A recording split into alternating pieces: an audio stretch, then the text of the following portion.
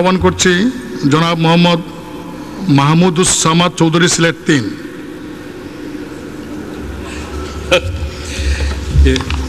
বিসমিল্লাহির রহমানির রহিম।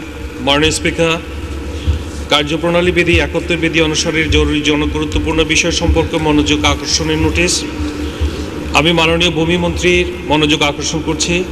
মাননীয় স্পিকার, আমার উত্থাপনীয় বিষয় সিলেট ভূমি জরিপ ট্রাইব্যুনাল ও ভূমি জরিপ আপিল ট্রাইব্যুনাল গঠন প্রসঙ্গে।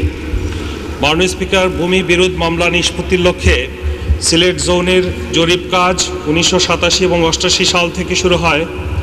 এই পর্যন্ত 321টি মৌজার চূড়ান্ত প্রকাশিত স্বত্বলিপি সংশ্লিষ্ট জেলা প্রশাসক সহ অন্যান্য কর্তৃপক্ষের নিকট হস্তান্তর করা হয়েছে।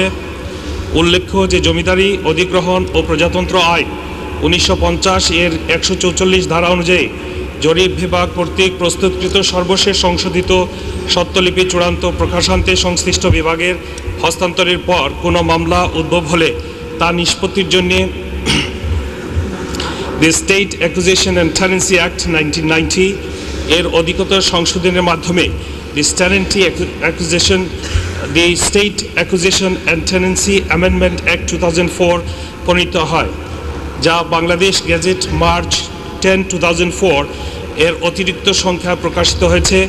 উক্ত আইনের 145 এর এ ও বি ধারা অনুযায়ী যথাক্রমে ভূমি জরিপ ট্রাইব্যুনাল ও ভূমি জরিপ আপিল ট্রাইব্যুনাল গঠনের বিধান করা হয়েছে।